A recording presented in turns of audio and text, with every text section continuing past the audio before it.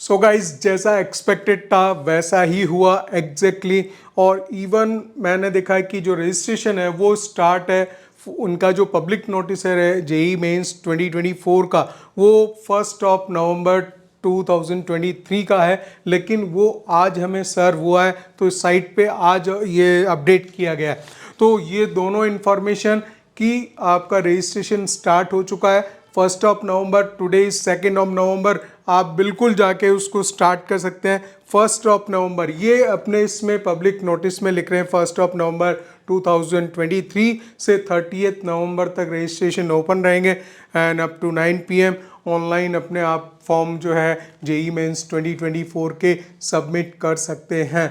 और second important point कि जो सिलेबस है जेई मेंस 2024 का वो रिड्यूस हुआ है 20% से। तो ये मैं बिल्कुल मोटी मोटी आपको इन्फॉर्मेशन दे रहा हूँ कि 20% सिलेबस इन्होंने रिड्यूस कर दिया है। तो वो सारी चीज़ें हम देखते हैं। पहले हम क्विकली ये देख लेते हैं कि पब्लिक नोटिस जो रजिस्ट्रेशन का है उसमें क्या है। बिल्कुल जैसा एक्सपेक्टेड था, कोई चेंज यहाँ पे नहीं है। ऑनलाइन सबमिशन की बात मैंने बता दी है। डाउनलोड जो एडमिट कार्ड आपको करना है वो तो खैर आप 3 डेज बिफोर आता ही है।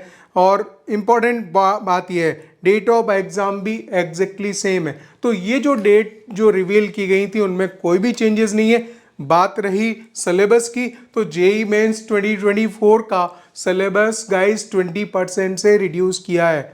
अगर इसको 20 मेरा एक मतलब मैंने एक रफली काउंट किया है, इसको हो सकता है 20% से ज़्यादा तो नहीं जाना चाहिए, 20 से 25% के बीच में इन्होंने, क्योंकि 2 चैप्टर पूरे एलिमिनेट कर दिए हैं। ठीक है, तो उनको हम देखते हैं। और यहाँ पे और आपको सारी कोई बात इंपॉर्टेंट बताने लायक है नहीं, एज इट इज़ है बिल्कुल। 9 to 12 एग्ज़ाम फर्स्ट सेशन का होगा, सेकंड जो है 3 to 6 होने वाला है। बाकी कोई भी चेंजेस नहीं है, एज इट इज़। बाकी जितना मीन से जो इनिशियल जो डिटेल्स थी वो सेम रहने वाली हैं।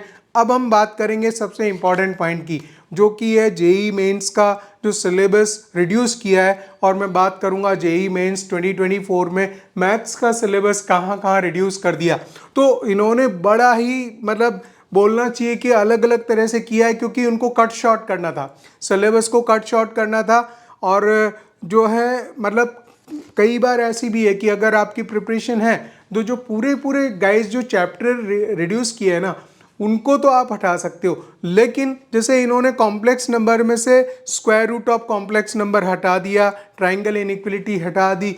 तो याद रखिए जो प्रिपरेशन है जेई मेंस की और आगे जेई एडवांस की, उसमें ये हटता नहीं है। एक्चुअल में गलत हो जाएगा अगर आपने इसको हटा के और उस हिसाब से अभी जेई मेंस के लिए तो तैयारी कर सकते हो आप, लेकिन ध्यान रखिए फिर जेई एडवांस है और सारी बातें जो प्रिपरेशन में है। ऐसा होता है कि जो थ्योरेटिकल कॉन्सेप्ट होता है जो इंटरलिंक्ड होता है, क्योंकि जो अथॉरिटीज़ हैं उनको जब सिलेबस एनटीए को रिड्यूस करना होता है ना, तो वो क्या करते हैं, वो कई चीज़ें कट कर देते हैं। और हमें मालूम है कि वो चीज़ें जब कॉन्सेप्ट्स हैं, एक बीच का कॉन्सेप्ट हटा दिया और इधर फर्स्ट वाला थर्ड वाला है, तो जो इंटर रिलेटेड है उसका क्या करोगे। तो वो कई चीज़ें तो हमें पढ़नी पड़ेंगी अभी भी। तो एनीवे आप मैं पूरा सिलेबस आपको बता रहा हूँ, वो आप देख लीजिए, समझ जाइए। ठीक है ना, तो हम लोग स्टार्ट करते हैं। पहली बात आती है सेट रिलेशन एंड फंक्शंस की। तो यहाँ पे सेट रिलेशन एंड फंक्शन में no change, set relation and function, और इस वाले चैप्टर में कोई भी चेंज नहीं हुआ, there is no change here. ठीक है, बात करें कॉम्प्लेक्स नंबर्स की। Complex numbers and quadratic equation. ठीक है ना, तो इसमें क्या किया इन्होंने क्वाड्रेटिक में, इसमें स्क्वायर रूट ऑफ, मैं इसको खाली बोल देता हूं आपको, आप इसको खाली सुनते जाइए, जल्दी जल्दी आप पूरा डाउनलोड कर लेंगे। Square root of complex number हटा दिया गया गाइस, और ट्राइंगल्स इनइक्वलिटी हटा दी गई है। ट्राइंगल इनइक्वलिटी पे बेस्ड क्वेश्चंस बहुत सारे बनते थे और square root of complex number हम लोग निकालते थे, स्क्वायर रूट भी निकालते हैं, क्यूब रूट निकालते हैं और बहुत सारी चीज़ें करते थे। लेकिन कॉम्प्लेक्स नंबर्स में से ये फिर मैं आपको बता रहा हूँ कि इन चीज़ों को हटाने से चैप्टर डिस्टर्ब हो जाएगा। अगर आप जेई एडवांस की भी प्रिपरेशन कर रहे हैं, इवन जेई मेंस की भी कर रहे हैं ना, तो बीच में से square root of complex number basically means जिसको बोलते हैं ना लीगल वे में हटाया नहीं जा सकता। वैसे आपको तैयारी तो करनी पड़ेगी, आप ऐसा मत कीजिएगा square root of complex number पे बेस्ड क्वेश्चन नहीं आएगा, लेकिन उसको हटाने से आपकी जो है ना पूरा जो कॉम्प्लेक्स नंबर चैप्टर है उसमें फिर कई जगह कमी आ जाएगी। ये आप ध्यान रखिएगा। जो समझदार स्टूडेंट उस बात को समझ रहा होगा कि ऐसा हटाया नहीं जा सकता लीगली, ठीक है, लेकिन ठीक है सिलेबस रिड्यूस हुआ है तो क्वेश्चन नहीं आएगा तो आप उसको वैसा रख सकते हैं, ठीक है। तो मैंने बता दिया square root of complex number हट गया गाइस, और ट्राइंगल इनइक्वलिटी हट गई है, ठीक है। इस पे बेस क्वेश्चंस नहीं आने वाले। हम बात करें मैट्रिसेस एंड डिटर्मिनेंट्स की, तो मैट्रिसेस एंड डिटर्मिनेंट्स में से 12th का चैप्टर है, इसमें से प्रॉपर्टीज ऑफ डिटर्मिनेंट को हटा दिया गया है। प्रॉपर्टीज ऑफ डिटर्मिनेंट को, पूरी प्रॉपर्टी बेस्ड जो क्वेश्चंस आते थे आपके सारे, वो जेई मेंस में नहीं आएंगे, ठीक है। लेकिन ध्यान रखिए कि आगे तो जेई एडवांस में तो जरूरत पड़ने वाली है इसकी, तो चैप्टर में से अच्छा हम बात करें तुरंत जल्दी जल्दी मैं पूरा डिटेल आपको बता दूंगा जहाँ जहाँ रिड्यूस हुआ है। और देखिए मैंने क्या क्या काम किया है, मैंने जेई मेंस 2023 का सिलेबस लिखा है, वो मेरे हाथ में, और उसको मैंने कंपेयर किया दोनों के साथ में, और उसके बाद में सीधा सीधा जहां रिड्यूस हुआ है सिलेबस उसको अंडरलाइन किया हुआ है, वही मैं आपको बता रहा हूं। तो मुझे जरूरत नहीं पड़ी कि मतलब 2024 का सिलेबस के साथ में उसको देख के और आपको स्ट्रेट फॉरवर्ड सारी चीजें बता रहा हूं मैं, ठीक है। देखिए हम बात करें कि परम्यूटेशन एंड कॉम्बिनेशन में कोई चेंज नहीं है, ठीक है। इसके बाद में जो मैथमेटिकल इंडक्शन है, बड़ा जबरदस्त काम, मैथमेटिकल इंडक्शन जो चैप्टर है पूरा हटा दिया गया है गाइज। मैथमेटिकल इंडक्शन पे बेस्ड जितने भी क्वेश्चंस वगैरह आते थे सारा फिनिश, पूरा चैप्टर डिलीट हो गया है ना। हम बात करें बाइनोमियल थ्योरम की, बाइनोमियल थ्योरम में से क्या हुआ है, बाइनोमियल थ्योरम में से प्रॉपर्टीज ऑफ बाइनोमियल कोफिशिएंट्स को हटा दिया गया है। प्रॉपर्टीज ऑफ बाइनोमियल कोफिशिएंट्स पे से बेस बहुत इंपॉर्टेंट क्वेश्चंस, बहुत ही अच्छे अच्छे सवाल बनते थे, तो वो पूरे की पूरी इन्होंने डिलीट कर दिए। मीन्स वो properties based submission of series submission के फॉर्म में जनरल फार्मूला दिया होता था और बहुत सारी हम चीज़ें वहाँ से बहुत ही अच्छे इंटरेस्टिंग क्वेश्चन बनते थे बाइनोमियल थ्योरम में। लेकिन अब आपके जेई मेंस 2024 के सिलेबस में गाइस वो नहीं है, ठीक है। तो ये मैं सीधा सीधा बोल रहा हूँ। इसके बाद में आप देखिए सीक्वेंस एंड सीरीज में, देखिए क्या है सीक्वेंस एंड सीरीज में, यहाँ पे एक्चुअल में ऐसा किया है इन्होंने, relation between arithmetic mean and geometric mean तो रखा है, लेकिन क्या चीज हटाई है, sum up to n terms of special series. Sequence and series में मैं लिखता हूं, सीक्वेंस एंड सीरीज में एक काम किया है इन्होंने कि जो हटाया है sum up to n terms of special sequences, of special sequences, ठीक है। ये चीज हटा दी, जैसे कि SN करते थे, SN2 करते थे, इस तरह की जो चीजें होती थी, SN3 करते थे, ये सब हटा दी हैं, ठीक है ना। और अर्थमेटिक को ज्योमेट्रिक प्रोग्रेशन को पूरा हटा दिया, जिसको हम AGP बोलते हैं, अर्थमेटिक को ज्योमेट्रिक प्रोग्रेशन।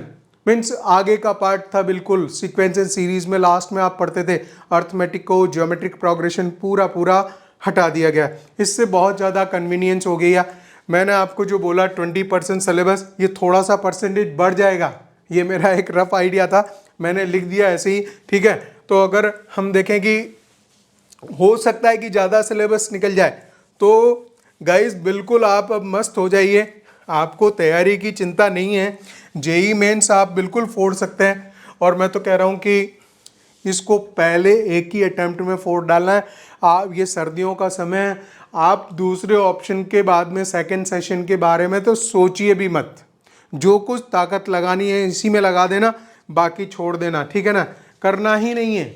आपके माइंड में ऐसा होना नहीं चाहिए कि हम सेकंड सेशन का एग्ज़ाम देंगे, बिल्कुल नहीं, ठीक है ना।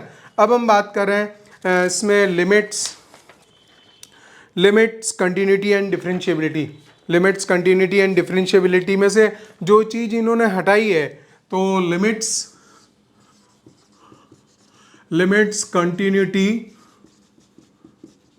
एंड डिफरेंशिएबिलिटी, ठीक है ना।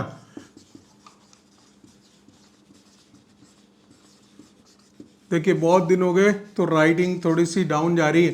तो पॉइंट ये है, इसमें से इन्होंने Rolle's theorem and Lagrange theorem हटा दी।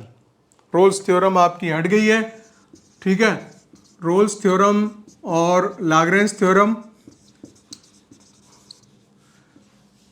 ये दोनों थ्योरम्स हटा दिए, राइट।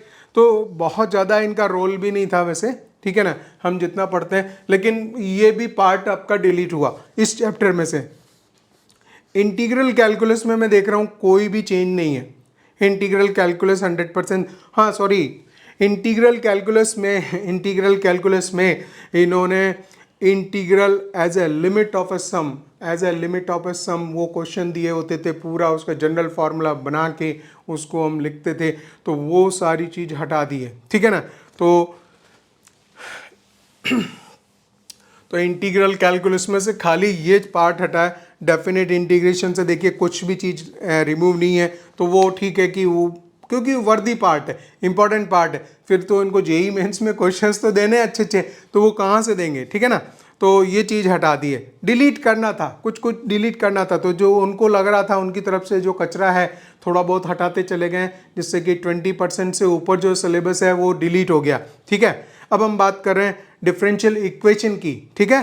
डिफरेंशियल इक्वेशन में ordinary differential equation, their order and degree ये सेम है। The formation of differential equation हटा दिया। फॉर्मेशन ऑफ डिफरेंशियल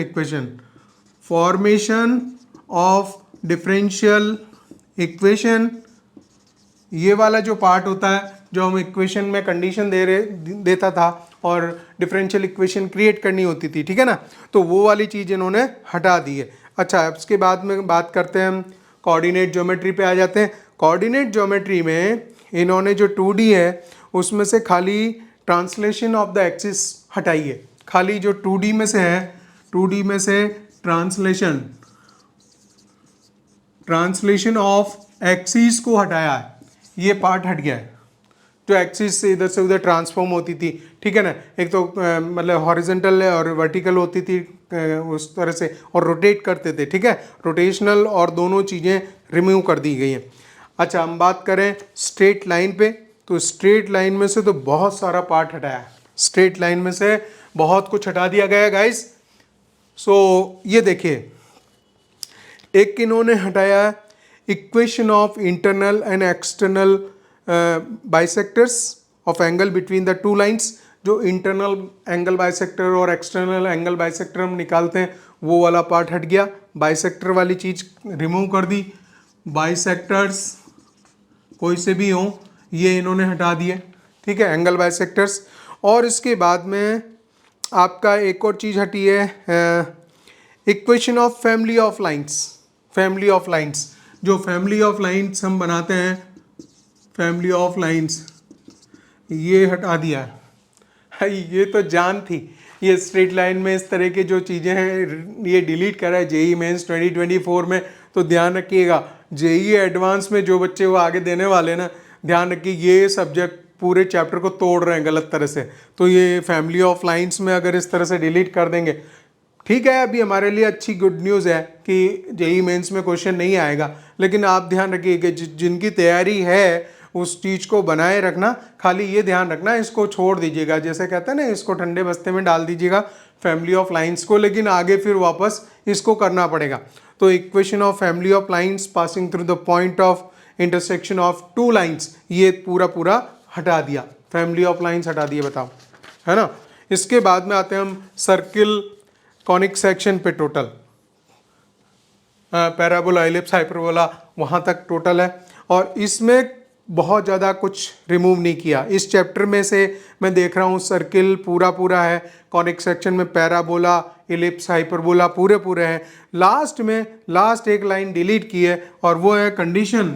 वो एक कंडीशन लिखते हैं हम इस तरह से, condition for y equals to mx plus c to be tangent, to be a tangent and point of tangency, and point of tangency। ये बात बड़ा अजीब सी लगती है। एनटीए जो डिसीजन लेता है इस तरह का, सिलेबस जब डिलीट करते हैं तो भैया एक चीज़ तो देखनी चाहिए ना कि आप क्या चीज़ हटा रहे हो। अब पूरे मुझे बताइए, पूरे सर्किल, पैराबोला, एलिप्स, हाइपरबोला में से ये जो लाइन होती है इस टाइप की कंडीशन, इस लाइन की जो टेंजेंसी की कंडीशन बनती है, इक्वेशन ऑफ टेंजेंट और पॉइंट ऑफ टेंजेंसी, वो कैसे हटा सकते हैं? लेकिन हटाया गया है। आज अभी हम यही डिस्कस कर रहे हैं कि जेईई मेंस 2024 में क्या क्या चीज़ हटा दी गई है, ठीक है ना। तो वो आप देख लीजिए। मेरे हिसाब से बिल्कुल नहीं एनटीए को इस तरह का डिसीजन यहाँ नहीं लेना चाहिए था।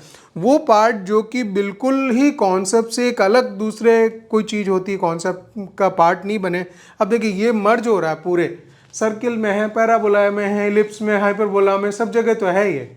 और इसको ये इक्वेशन ऑफ टेंजेंट और पॉइंट ऑफ टेंजेंसी अगर हटा रहा है तो ऐसा लिखा हुआ नहीं है, तो हमें भी हटाना पड़ेगा, ठीक है। तो इसलिए मैं आपको बता रहा हूँ, वैसे ये हटना नहीं चाहिए, ठीक है।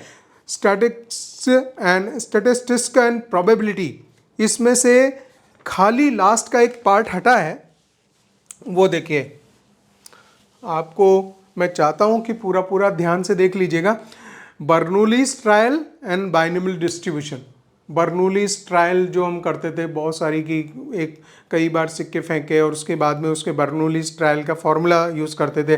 और बाइनोमियल डिस्ट्रीब्यूशन, ठीक है, ये पूरा पूरा हटा दिया गया है। बाकी पूरा इसमें प्रोबेबिलिटी में सेम रखा। ट्रिग्नोमेट्री में इन्होंने हाइट एंड डिस्टेंस हटा दिया। ट्रिग्नो में हाइट एंड डिस्टेंस, वैसे हाइट एंड डिस्टेंस तो 9th क्लास का मतलब बहुत ही इजी चैप्टर है, उसको हटाना नहीं हटाना कोई फ़र्क नहीं पड़ता इसमें, क्योंकि मतलब ईजीएस्ट पार्ट था ये। खैर अभी हाइट एंड डिस्टेंस के क्वेश्चंस आपको नहीं आएंगे जेईई मेंस 2024 में। इसके बाद में हम मैथमेटिकल रीजनिंग की बात करें, वाओ पूरा का पूरा चैप्टर डिलीटेड है, ठीक है ना। तो मैथमेटिकल रीजनिंग जो है वो हटा दिया गया है। Mathematical reasoning complete chapter deleted. This is the now. अब मैं जो देख रहा हूँ कि जेईई मेंस 2024 का जो सिलेबस है उसमें 14 चैप्टर्स हैं, 14 हैं। 2 चैप्टर तो पूरे पूरे हटा दिए और बाकी सभी चैप्टर्स में इन्होंने कई चीज़ें कट की हैं। लेकिन आपको बिल्कुल थोड़ा सा आपको सेंसिबल होकर इन बातों को समझना है कि जेईई मेंस में ये हटा सकते हैं एनटीए, ठीक है, लेकिन जेईई एडवांस में फिर नहीं हटा सकते। और कुछ चीज़ें जो हटाई गई हैं वो ऐसे हटा दी गई है कि एक पूरी चैन बन रही है तो बीच में से एक कड़ी हटा दें तो वो तो पूरी चैन टूट जाएगी, पूरा चैप्टर जो है वहाँ पे ब्रेक हो जाएगा, ठीक है, 2 पार्ट्स में ब्रेक हो जाएगा। या ऐसी एप्लीकेशन को डिलीट कर रहे हैं गाइस जो कि हटाई नहीं जा सकती, ठीक है ना। लेकिन फिर भी ठीक है, सिलेबस को रिड्यूस करने के हिसाब से ये डिसीजन लिए गए हैं और 20% सिलेबस आपका रिड्यूस हो गया। कम से कम ये है कि सिलेबस को आप बिल्कुल सामने रख के और फिर उस पर वर्कआउट करना, तो आप उस चीज़ को वहाँ स्किप कर सकते हो। लेकिन जब कॉन्सेप्ट ऐसा होता कि कॉन्सेप्ट का यूज़ उधर भी यूज़ हो रहा है, दूसरी तरफ उसका 360 डिग्री पे हर जगह यूज़ आता है दूसरी पार्ट्स में, तो आप उस कॉन्सेप्ट को नहीं छोड़ सकते, ये बात का ध्यान रखिएगा, ठीक है ना। तब उस केस में आपको करना है। और ये गलती मत कीजिएगा गाइज, ये मैं जो देख रहा हूँ अब आज की डेट में ये बहुत गलत डिसीजन है एनटीए का, इस तरह से सिलेबस को रिड्यूस करना। ये चैप्टर हटा सकते थे पूरा पूरा, ठीक है ना। कुछ जगहों पे इन्होंने गलत तरह से जो है डिलीट किए कई पार्ट्स जो कि उसका पार्ट बनते नहीं है, ठीक है ना।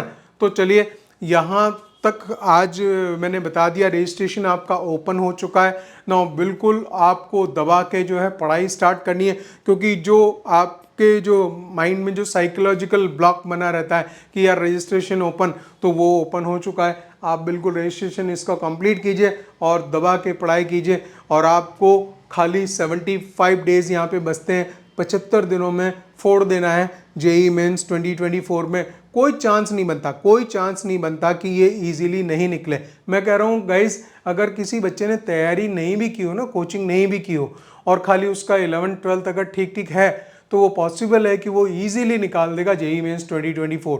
और सेकंड सेशन के बारे में, सेकंड अटेम्प्ट के बारे में, अप्रैल वाले के बारे में सोचना भी मत। ये सर्दियों में आप दबा के मेहनत कर सकते हो और जेई मेंस 2024 इजीली फोड़ सकते हो। इसमें कोई मतलब यहाँ कुछ बचा ही नहीं है।